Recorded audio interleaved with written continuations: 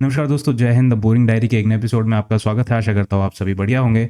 और आज के एक नई वीडियो में हम डिस्कस करेंगे भारत के हाइपरसोनिक मिसाइल प्रोग्राम के बारे में और कौन-कौन से मिसाइल्स है और क्या इन रिस्पेक्टिव प्रोजेक्ट्स का स्टेटस है, उस पे हम डिटेल में चर्चा करेंगे। तो एक बहुत ही डिटेल्ड प्रेजेंटेशन बनाया है, आशा करता हूँ आपको अच्छा लगेगा। वीडियो में आगे बढ़ने से पहले प्लीज़ चैनल को सब्सक्राइब करें, वीडियो को लाइक करें और शेयर करें। तो चलिए आज के प्रेजेंटेशन में हम आगे बढ़ते हैं। समराइज़ मेथड में समझें तो आज हम मोस्टली सारे जितने भी टाइप के हाइपरसोनिक प्रोग्राम्स चल रहे हैं उन पे डिस्कस करेंगे। Different types of hypersonic missiles क्या हैं, उनकी ट्रेजेक्टरीज कैसी होती है, और थोड़ा सा एंड में ये डिस्कस करेंगे कि ये हमको किस तरीके से इस सब कॉन्टिनेंट में, यानी कि द इंडियन सब कॉन्टिनेंट और इंडियन ओशन रीजन में एक स्ट्रेटेजिक बैलेंस को शिफ्ट करेगा और किस तरीके से ये हमको एक डिफरेंट टाइप ऑफ एक रीजनल पावर से ऊपर के दर्जे का पावर हमको प्रोजेक्ट करने में हेल्प करेगा। तो इस तरीके, इसलिए पहला जो इस प्रेजेंटेशन का नाम है उसे हमने दिया है forging a new strategic reality, यानी कि ये हमारी स्ट्रेटेजिक इक्वेशंस को काफ़ी हद तक चेंज करेगा। और अगर हम एक तरीके से ये समझे कि फ़िलहाल भारत का जो स्टेटस है इन terms of hypersonic missile development, engineering, science, इस पूरे हाइपरसोनिक डोमेन में जो जिस लेवल का हम डेवलपमेंट कर रहे हैं वो at par with the US और at par with the Russians है और at par with the Chinese है। हम किसी से पीछे नहीं है, एटलीस्ट इस पर्टिकुलर डोमेन में। तो अगर हम आगे बढ़े तो हमारा एक क्वांटम लीप, जो हम अगर जब ये प्रोजेक्ट्स धीरे धीरे आना शुरू होंगे, और कुछ तो आना शुरू हो चुके हैं, फॉर एग्जांपल दी LRASHM यानी कि दी long range antiship hypersonic missile, जिसको कि टेस्ट किया गया था इन लेट दिसंबर 2024। और उसके बाद भी इसके एक दो टेस्ट हुए हैं, क्योंकि दो इमेजेस आए थे LRASHM के, एक नाइट टाइम टेस्टिंग के, एक डे टाइम टेस्टिंग के। सो एक तरीके से हमने the first phase of hypersonic missiles जो है वो डेवलप कर ली है, ट्रूली हाइपरसोनिक मिसाइल। क्यों मैं ये वर्ड कह रहा हूँ ट्रूली हाइपरसोनिक मिसाइल्स, वो हम आगे समझेंगे। और जो आगे आगे चल के हम देखेंगे कि क्यों मैं इस तरीके से मेंशन कर रहा हूँ एक ट्रूली हाइपरसोनिक मिसाइल, जब हम ये समझेंगे कि हाइपरसोनिक मिसाइल्स के भी कई टाइप होते हैं, और जो ट्रू और अनट्रू, यानी कि जो एक्चुअल में हाइपरसोनिक नहीं है उसको कैसे डिफरेंशिएट किया जा सकता है। ये कोई साइंटिफिक डिफरेंशिएशन नहीं है, बट जो अगर हम ये मान के चले कौन सी टेक्नोलॉजी ज़्यादा एडवांस है, तो हम उस तौर पे एक सेग्रीगेशन कर सकते हैं कि कौन सा एक प्रॉपर हाइपरसोनिक मिसाइल है और कौन सा एक kind of a pseudo hypersonic missile है। बट इन एनी केस सारे hypersonic missile in their terminal stage, यानी कि जब वो टारगेट को हिट करने वाले होते हैं, दे हिट विद हाइपरसोनिक स्पीड्स। तो एक तरीके से इन सारे मिसाइल्स, इसलिए इन सारे मिसाइल्स को हाइपरसोनिक कहा जाता है। और इसकी वजह से जो हमारे डेटरेंस और पावर प्रोजेक्शन सिस्टम एक कैपेबिलिटी है, और ओवरऑल जो हमारा स्ट्रेचर और पोस्चर है इस रीजन में, तो वो काफ़ी हद तक एक इम्प्रूव होगा। नॉट जस्ट इम्प्रूव होगा, वो डोमिनेंट होगा। और आगे चल के हम ये भी समझेंगे कि सारे प्रोजेक्ट के स्टेटस कौन से हैं और किस किस टाइप के कैटेगरीज के हाइपरसोनिक मिसाइल के कैटेगरीज में हमारे प्रोजेक्ट्स चल रहे हैं। तो हाइपरसोनिक क्रूज मिसाइल और हाइपरसोनिक ग्लाइड मिसाइल, तो जो आपके प्योर हाइपरसोनिक सिस्टम्स होते हैं उनको दो टाइप में डिवाइड किया जाता है। पहला हाइपरसोनिक क्रूज मिसाइल और दूसरा होता है हाइपरसोनिक ग्लाइड मिसाइल। तो पहला जो ये हाइपरसोनिक क्रूज मिसाइल, इसका ट्रेजेक्टरी आप देखेंगे, ये कभी भी आपके एनवायरनमेंट को, यानी कि आपके एटमॉस्फेयर को कभी नहीं छोड़ता है। और एक क्रूज मिसाइल की जैसी ट्रेजेक्टरी होती है लाइक ए नॉर्मल एयरक्राफ्ट, कोई बैलिस्टिक ट्रेजेक्टरी नहीं होती है। एक लॉफ्टेड, ऑलमोस्ट आपके अर्थ के कर्वेचर को फॉलो करता हुआ ट्रेजेक्टरी होती है। बीच में वेरिएशंस होते हैं टू अवॉइड डिटेक्शन, और एनीवेज आपका स्पीड इतना ज़्यादा है तो डिटेक्शन, इनको डिटेक्ट करना एनीवेज हार्ड रहता है। उसके ऊपर से ये मैनूवर करते हैं तो और चीज़ें बहुत डिफ़िकल्ट हो जाती है। उसी तरह आपका दूसरा कैटेगरी होता है hypersonic glide vehicle. Glide vehicle क्या होता है, इसे फर्स्ट स्टेज में एक रॉकेट के थ्रू एकदम at the edge of atmosphere तक लेके जाया जाता है, एक kind of a ballistic trajectory. उसके बाद जब वो नीचे आता है तो एक लॉफ्टेड वे में अपने टारगेट की तरफ जाता है। और ये जो बैलिस्टिक पार्ट, ट्रेजेक्टरी वाला पार्ट होता है, ये आपका नॉर्मल बैलिस्टिक नहीं होता है। ये बहुत जल्दी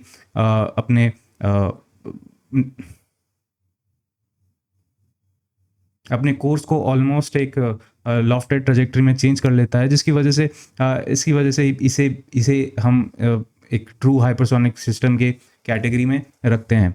वहीं अगर हम देखें, अगर हमारे इंडिजिनस डेवलपमेंट में क्यों हम इस बारे में आज इस बारे में आज हम बात कर रहे हैं, तो उसका पहला कारण ये है कि डीआरडीओ ने रिसेंटली एक स्क्रैमजेट इंजन टेस्ट किया है फॉर अबाउट 1000 सेकेंड्स, यानी कि कुछ 12 मिनट के पीरियड के लिए। एंड अगर हम इसको रेंज में कन्वर्ट करें तो लगभग 1200 से 1500 किलोमीटर का रेंज आपको मिल जाता है। ये अपने आप में एक बहुत इंपॉर्टेंट अचीवमेंट है, क्योंकि ये जो इंजन है वो आपका एक हाइपरसोनिक ग्लाइड व्हीकल का इंजन नहीं है, हाइपरसोनिक क्रूज मिसाइल का इंजन है। और एक हाइपरसोनिक ग्लाइड व्हीकल और हाइपरसोनिक क्रूज मिसाइल में डिफरेंस ये भी होता है, जो मैंने आपको पिछले स्लाइड में नहीं बताया, कि हाइपरसोनिक क्रूज मिसाइल में एक प्रॉपर इंजन रहता है जो उसको पुश करता है towards hypersonic speeds, where in case of hypersonic glide vehicle वो जो मैंने आपको पहले बताया कि उसे एक एटमॉस्फेयर के एंड तक, उस हाइट तक लेके जाया जाता है जहाँ से वो नीचे आते वक्त उस एनर्जी को यूज़ करता है, यानी कि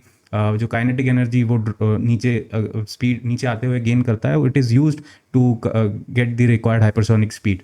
तो इसलिए ये ज़्यादा इंपॉर्टेंट ये टेस्ट हमारे लिए हो जाता है, क्योंकि एक हाइपरसोनिक क्रूज मिसाइल के इंजन का टेस्ट था। और बेसिकली ये टेस्ट जो था वो हमारे project Vishnu hypersonic cruise missile के लिए किया गया था।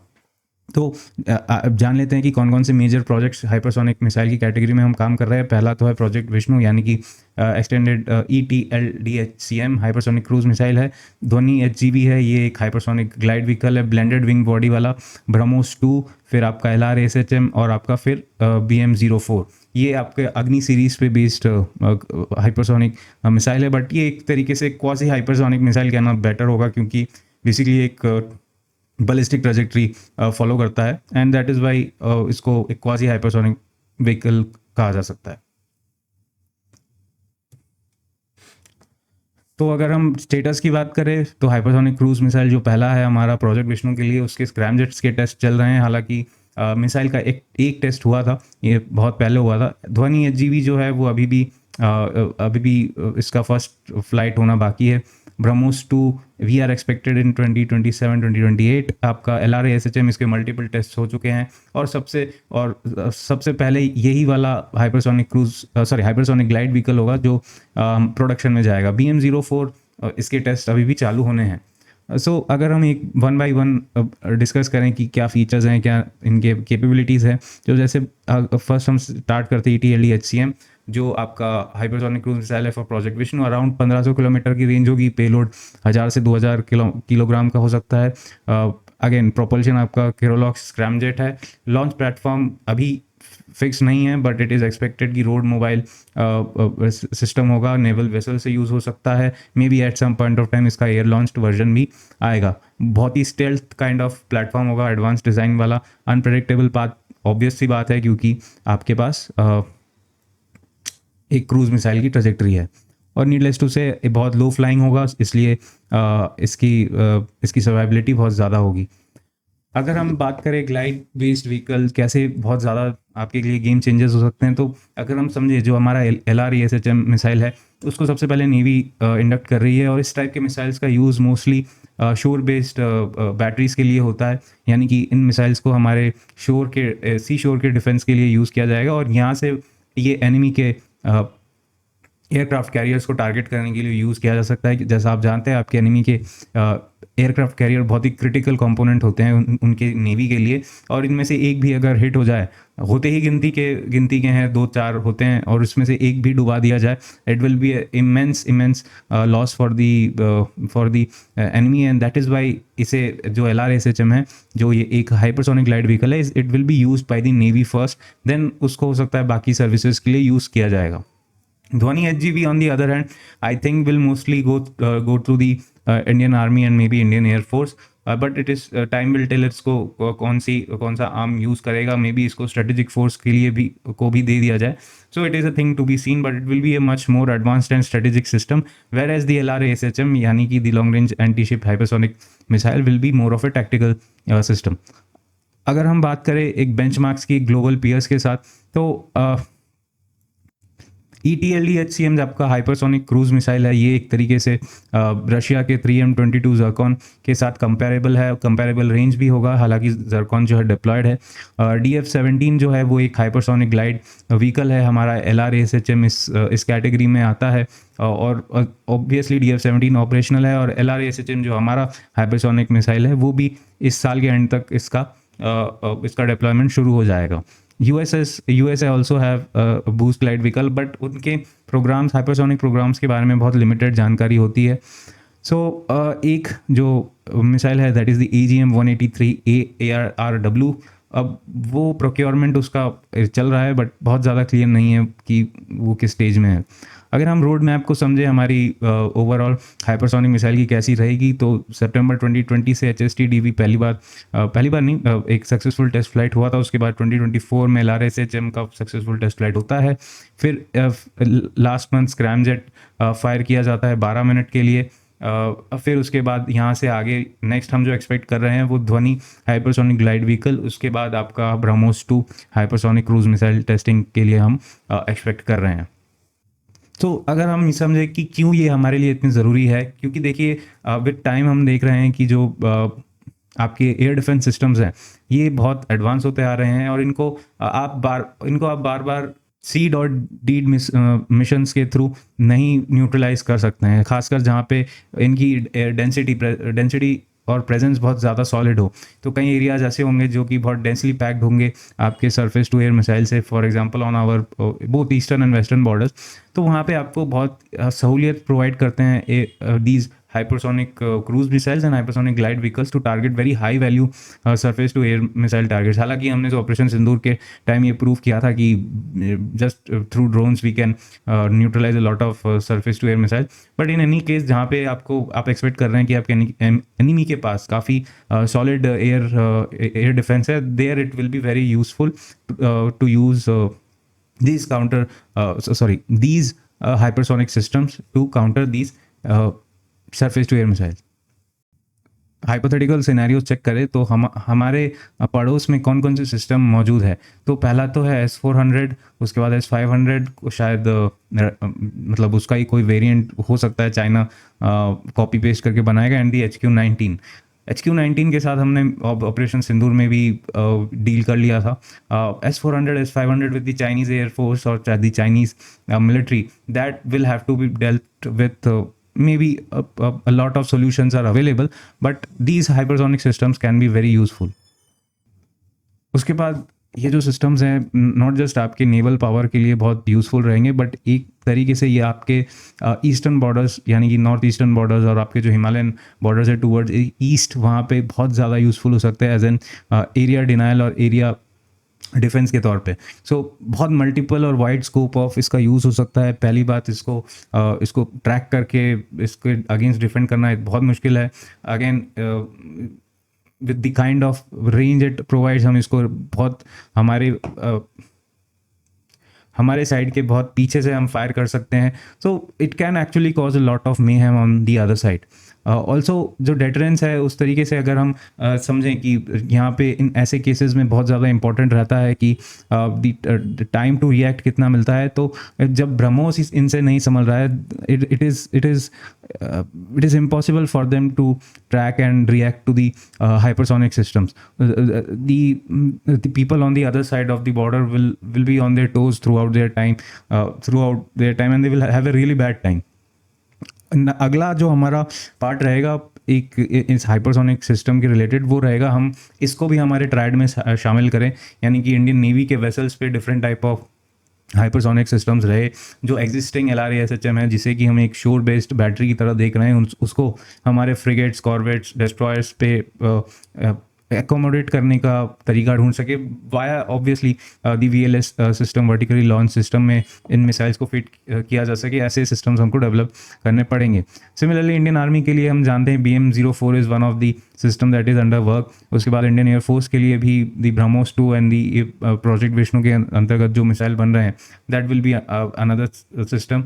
Strategic forces command will have possibly Dhvani hypersonic glide vehicle, और जो प्रोजेक्ट विष्णु के अंतर्गत जो क्रूज मिसाइल है वो भी उनके अंडर में शामिल किए जा सकते हैं या फिर करने चाहिए।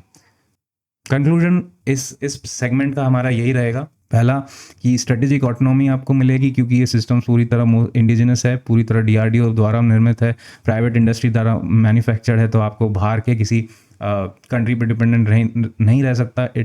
उसके बाद एक क्रेडिबल कन्वेंशनल डेटरेंस है, और तीसरा आपके पावर बैलेंस को आपके फेवर में शिफ्ट कर देता है। उसके बाद जो एक फास्ट हम समराइज अगर करें इस सारे प्रोजेक्ट्स को, तो आपका जो हाइपरसोनिक ग्लाइड व्हीकल जो जितने भी है, एक ध्वनि एचजीवी हुआ, LRASHM हुआ, उसके अलावा जो क्रूज मिसाइल कैटेगरी में आपका प्रोजेक्ट विष्णु हुआ, ब्रह्मोस 2 हुआ, BM-04 हुआ, उसको अगर हम समझे तो आपका प्रोजेक्ट विष्णु पॉसिबली सबसे हैवीएस्ट ऑफ द हैवीएस्ट। तो ये एक टाइमलाइन है, एस्टिमेटेड टाइमलाइन जो मैंने कैलकुलेट करी थी। I think by 2030 we will have a lot of hypersonic missiles that we will see being readied for induction, but 2035 is the ideal timeline जब मुझे ऐसा लगता है कि ये सारे प्रोजेक्ट्स अपने फ्रूइशन पे हमको दिखने लगेंगे। It will start with the LRASHM, then I am expecting कि प्रोजेक्ट विष्णु और ब्रह्मोस 2 में से कोई एक सिस्टम होगा जो इंडक्शन की करीब पहुंचेगा by 2035, but for time being I think LRASHM will be the fastest and the first one to be inducted at a larger scale. So हमने स्लाइड्स में डिस्कस किया little bit about the project Vishnu. अब ये आपका Dhvani HGV है, don't go on the images, मैंने बहुत randomly use किया है।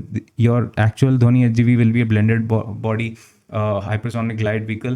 Again, glide vehicles use mostly kinetic energy and a little bit of their own engines to gather hypersonic speeds. Needless to say, very effective. उसके बाद एक छोटा सा comparative analysis अगर हम करते हैं तो ब्रह्मोस 2 और प्रोजेक्ट विष्णु को कंपेयर करें, क्योंकि दोनों ही एक क्रूज मिसाइल की कैटेगरी में ही आएंगे, तो अगर हम देखें तो मैक्सिमम स्पीड दोनों का लगभग बराबर है। On the other hand project Vishnu is expected to give a better max range and payload and versatility of launch platforms. हालांकि आई बिलीव कि ब्रह्मोस को भी eventually like existing BrahMos multiple platforms के थ्रू डेवलप किया जाएगा, मल्टीपल प्लेटफॉर्म्स पे install करने के लिए डेवलप किया जाएगा। But for now since project Vishnu seems to be faring faster in terms of development, so there is a little bit bias and development maturity. Again क्योंकि हम ब्रह्मोस 2 को लेके ज़्यादा न्यूज़ नहीं सुन रहे हैं, on the other hand project Vishnu के engine test को लेके हम बार बार सुन रहे हैं कि इसका इंजन अभी टेस्ट हुआ है, दूसरी बार भी टेस्ट हो चुका है। सो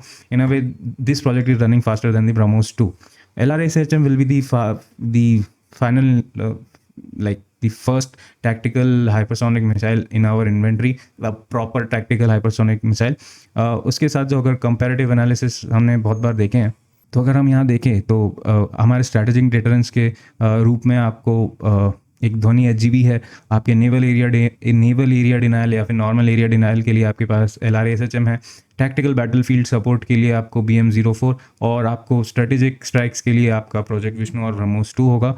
एक तरीके से बहुत ही कॉम्प्रिहेंसिव सिस्टम जो हम देख रहे हैं कि पूरे प्रॉपरली प्लान्ड हर टाइप के सिचुएशन के लिए एक प्रोजेक्ट बनाया जा रहा है। इट सीम्स कि इस पूरे प्रोजेक्ट को जो प्लान किया जा रहा है बहुत ही थॉटफुल तरीके से प्लान और एग्जीक्यूट किया जा रहा है।